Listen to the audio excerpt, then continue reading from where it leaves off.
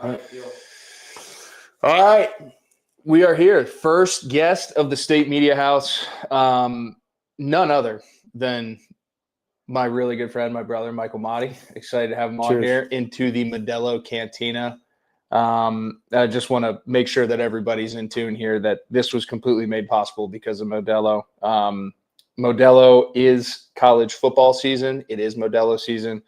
If you're listening right now, it's time to reward yourself. Reward yourself with full-time fandom with an ice-cold Modelo, the official beer partner of Penn State football. 21 plus. Please enjoy responsibly.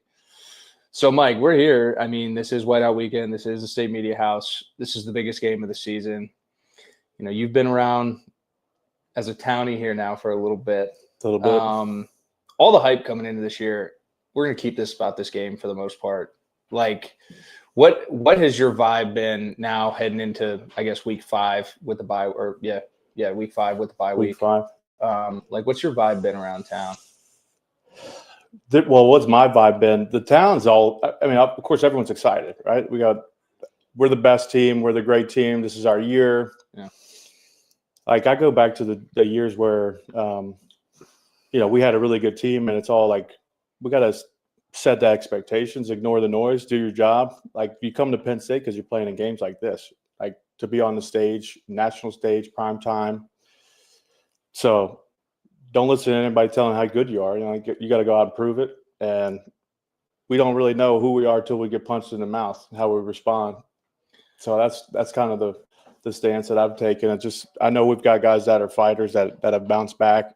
I watched them last year, the guys that they decided to come back and run it back this year. So they've been in those big moments, but it's only week 5.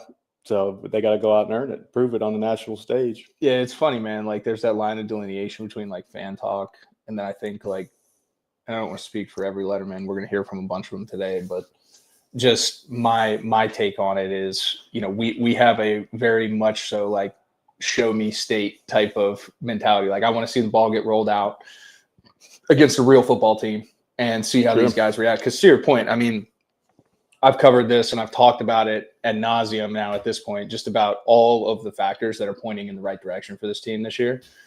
And I just felt like the first 3 weeks they were tight. Like, they looked tight. They looked like there wasn't a lot of character, I guess you could say, within like the offense. Like, it just looked like they were running plays. Would you say, because some of those games, it's almost like they're manufactured, right? Because you're not showing anything. Like a spring game. Yeah. You know, you can't show anything. You know, you want to get guys reps. You want to get guys comfortable. You're setting up some things to make Oregon have to game plan for, like 2-point conversion last week. They're just showing it, see if the play works. You know, Andy's got a Rolodex of plays up his sleeve that he's been dialing up, for the last all summer long, probably since the Big Ten championship game last year. Yeah. They've been watching that film. It's going to be a chess match. Like, it's going to be a masterclass of 3 downs, come to the bench, adjust. You watched that game last year in the Big Ten championship. I watched it closely, and every series was a setup to the next series. It was all pre-snap, change of strength motions, formations, all window dressing to get you out of alignment, and then they'll just see what you're doing. Timeout, boom. All right, well, they're going to come back to that in the fourth quarter or the third quarter. So it's more of a cerebral game. I look at it through the lens of a linebacker, right? I'm reading formation recognition. So from that standpoint, it'll be a 400 level game for sure. Yeah, I think Kay is going to definitely let the cat out of the bag. I thought he was going to do a little bit more of it last week just to kind of get these guys like live fire reps. But you got a veteran team, right? So they got to feel pretty good about where they're at. That's where I fall back to we got veteran experience. They've been in big games. They know what it's like to be in those moments and then execute and then be on the other side of the coin, and that don't feel very good. Yeah. So that makes them, that's like a good catalyst to be like, all right, no, we're going to win those moments. And I think our guys are primed up and ready to meet the call. Yeah. There's no real I do agree with you when you talk about cat and mouse and like the gamesmanship, but like 400 level, like I really think that probably the first 3 to 4 series of this game is going to be just a bunch of jabs, like figuring it out. Like right. it's that's how the jabs game, and body shots. Yeah. And then you're really not going to see anybody start throwing haymakers until somebody gets in the groove. When you look at Jim Knowles and what he's been able to do, given the time frame, like he gets in here in the spring, off a national championship, has to learn a new roster, has to implement a new system with a side of the ball that, like, realistically speaking, hasn't had a lot of turnover from a philosophy standpoint, going back to even like when I was here, right? Like we had Shoot, and then we had Pry for so long, and then you brought in Manny, and then, you had the 1 year stint with Tom Allen, but we still did a lot of stuff that Manny was doing. And now, like, trying to match that up with personnel, having lost a couple key pieces, like, what are you seeing from the defensive side of the ball from a linebacker's lens? From a linebacker's lens, it's just more of we just have to get in these situations where we got to get to 3rd and 7+. Like, we've got to get them behind the sticks. Yeah. Get them off schedule. So, like, winning on 1st, 2nd down, like, that's – everyone says that, but here's what I fall back on. Like, I've been really impressed with the D-line. Our D-line is – we got young guys off the edges, and you got Zane Durant in the middle, who's as good as anybody in college football in between the 2 A gaps. So that takes some pressure off the back. I don't mean to cut you off. Who does he remind you of? He's got some Aaron Donald in him, but I don't know who he reminds me of. He's got some shakes, but you don't see him get knocked back a yard. He reminds me of like a more taut Jordan Hill. Like he's a little more just like more taut, square. Yeah, like more like you know. Jordan was I've seen. I mean, he would cross over. He's got finesse. Yeah. He's one of the bigger guys that has as much finesse as he does. We used to 2-gap. I would just play off of him. Yeah. Never knew which way he was going. But Zane's he's just more of like he doesn't give grant like that. And that's the tell of as a linebacker. I'm like, that's great. Keep him back there in front of me. I got space to operate. He is like a bull in that sense. But anyway, continue with what you were getting at, because I thought you were good. Just the defense, like Jim Knowles implementing what you've seen up to this point. Yeah, like I think really it's about winning on 1st, 2nd down. Like if you got to get off the field in this game, like you have to get off the field as a defense, because they're fast, they're good, they're going to make plays, they're going to gash you, but like you don't want to be out there for 10, 12 play drives in the 1st, 2nd quarter, and then be gassed in the 4th. So it's all about just getting off the field. And how do you do that? You got to win on 1st, 2nd down, get them to 3rd and 6, 7+. And now we can use our young guys that are off edges. Now Jim can be more aggressive and get after the quarterback. Like, that's the only way you win on defense. And you can't have their offense on the field all day. Time of possession, I think, is going to be a huge factor in the game. Yeah, I agree with that. I'm very old school in that sense. Like, control the football. Limit opportunities. Yeah, we got 2 NFL backs. Getting a flow. We got 2 NFL backs on the offense. Take some pressure off of Drew, and then control the game, control the clock. That's where I sit on my perspective. Now, being completely transparent, I haven't seen, the second halves of some of these games was a little bit lackluster in terms of consistently paying attention, and then I also don't have access to the all 22, so I haven't been able to like sit on Monday and like rewatch it. But I only saw us, like, Jim Knowles, historically speaking, having watched him the past 8 to 10 years in college football, he rolled the dice a lot in like gotta have it situations. Like, I'm talking like he was who's the Greg? He was like Greg Williams-ish, like Dennis Allen. If it's like feast or famine. If it's 3rd and 8 with 3 minutes left in the 4th quarter, like, here comes fucking 0. Let's go win. Like, it's like, here comes 0. We're coming after you. Like, yeah, our guys are better than your guys, type of thing. Jim, I saw that a lot with Jim, especially at Ohio State, and gotta have it situations. With that defense. But we only let it fly. I think we might have called 0 like 3 or 4 times this year in those type of situations. And ironically, they were against Villanova in the 2nd quarter. When they were going to try to score, we were trying to keep the goose egg up there with that the last 50 seconds of the game in some of those 3rd down situations. So talk about, like, when you are in those situations from a defensive player's perspective, like getting that rep in live fire. Like, I think that I've never done it because I just threw footballs, but similarly to like orchestrating, certain type of passing concepts and things like that, like there's a flow to it, right? Like there's a timing, like this guy eats this guy up, and that's when I know I can accelerate and hit an edge, and I know I'm going to hit, Right. free run home. Like getting those game fire reps at that. Like, do you think there's a factor in not having done that as much, but just having done it in practice as opposed to when the lights are on? Yeah, but I think you've seen splash play. Like guys have made splash plays sprinkled throughout the last few games, and like like rushing the passer is rushing the passer. Like coach calls my number, like but that's what I'm talking home. But that's why I'm talking more conceptually from like a blitz package perspective. Like here's my two shell that's hidden, and they're in like a condensed bunch set, and I can really hide it in college football with the hashes. And like all of a sudden we're going to rotate full down, bring an overload from one side or zero or whatever. Like, you know what I'm saying? Like being responsible, being gap sound if they do run the football, because those when you get gashed. Right. That to that point, I think knowing like blitz lanes are important, right? Yeah. If we're sending pressure, like we got to know who's the edge of the defense. So containing edges when they're flaring backs, knowing who's peeling with backs out of zero pressures if we're in that situation, but just the integrity of the rush. Yeah. Because then it's complementary. You got pass rush and pass coverage. Like if we get to the quarterback in 2.5 seconds, like we got an all-pro corner out there or an all-American corner. He's only got to cover for because we're getting home. Mm-hmm. So those things got to start. And some of those you get the feel for it in live fire, but you can't really replicate that against scout team offense or FIU. So no disrespect to those programs. They got good players, but in this setting, I think, as a defense, like I just remember our defense, like you win on first, second down. Now you got the crowd. Like you got to keep the crowd in it. That's kind of that's the factor that you play to your advantage. You win the crowd early, which is what Oregon's going to do. That's what probably Dan Lanny's telling them is like strike early, like punch first, take the crowd, like pop the bubble, like deflate the crowd, settle in. They want to do that as early as they can, right? Because it's going to be bananas environment. It's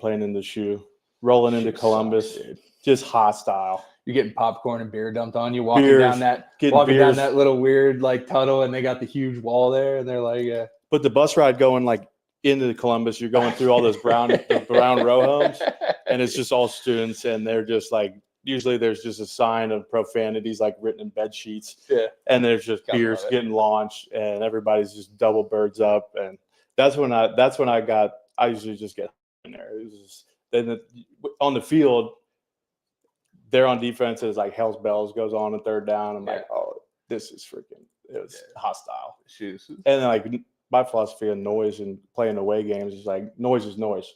Like we just use that. We get hyped the same way. Yeah. But that was my favorite environment to go in. Yeah. Granted, we won twice out there. That was the last group that did that. Yeah. Hopefully, they got a chance to do that this year, which we got to take care of home business first. But how about you? What was your favorite one? My favorite one, or at least the most hostile, the one that were.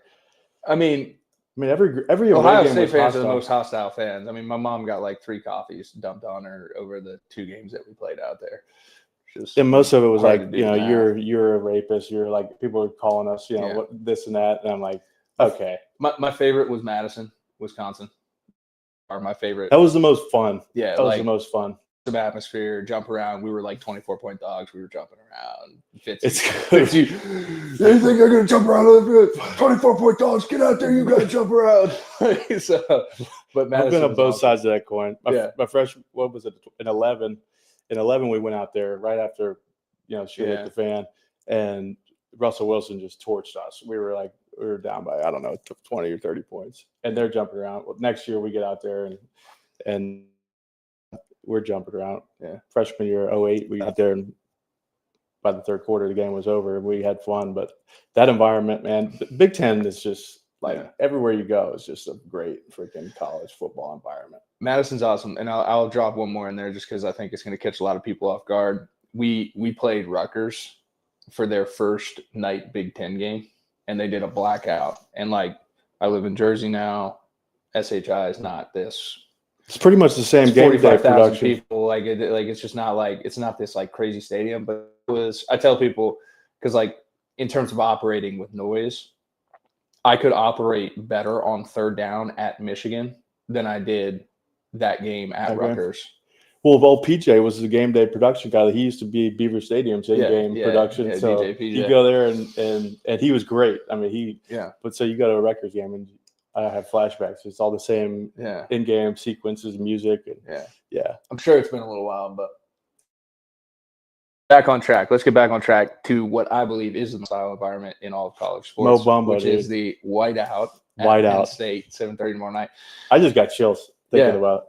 So how much of a factor? I mean, obviously, like you played in your whiteout games. I had 6 overtimes in my 3 whiteout games. So like there is something magical that happens there. There's a little bit to it. Oregon's flying all the way out from the West Coast. Travel's going to be a thing that they're going to. And then staying in Altoona. They were but they were also. Toontown. Staying in Altoona is probably another slight adjustment, but they've been playing in the Pac-12. Haven't really, I don't think, seen an environment quite like that. How much of a factor is that going to play? You just can't replicate it. Like you can play music on practice all day long, but you get in there and like there's something like there's a reaction where you're like, holy shit, like. When they play Mo Bamba, when it gets rolling, it's like, and then on the flip side, in game, again, like going back to the crowd, like using the crowd on defense to your advantage, like getting to 3rd and 7+. Because they're going to get up. Because then you got now it's crowd, and to tie in your other point about Jim Knowles and being in that live fire blitz zero, those situations, like all right, well, on defense all week, it's probably no talking. All signals. Yeah. Because you can't hear. I can be screaming as loud as I can, even closer to here, and I can't even hear my own voice. Yeah. Like it's that loud, especially backed up in the against the student section back there. So all those things come into factor, but advantage defense in that situation. But you can't replicate that environment. Like there's just nothing like it. Yeah. I mean, coach called for it, and it just has seemed like it's always been, bigger and better this year. But when you're looking at it, 6 versus 3, 7:30 primetime game day, all the anticipation you mentioned about Penn State and the expectations for this year. There's so much. You got alignment like university wide. You have just this ramp, and it's been a couple of years now. Which is this thing's just been like, or like just slowly boiling up. So there's a lot of like potential, just built up anticipation, energy. Was the last night game 06? Was that the last night game in whiteout that they've had? Well, Notre Dame. Well, we finished. Yeah. I think like official night kick. Yeah. No. I think we had Ohio State my sophomore year, and I think the Iowa one recently was as well. Yeah. But to your point, though, I mean, we have had a dry spell. Like I know my senior year or my junior year, sorry, my last year here. What was that? 14? 15. We had a noon kick for the whiteout against Michigan. It was weird. It was early. Yeah. Well, yeah, at that point they weren't. That just kind of like they weren't throwing us a primetime game then. Yeah. It was kind of not the same. No, after having played what at that point was the longest game in Big Ten history against Michigan in 4 overtimes, and then a double overtime against Ohio State the year they went to go win on to win the national championship. Yeah. Like that was kind of like a yeah. Yeah.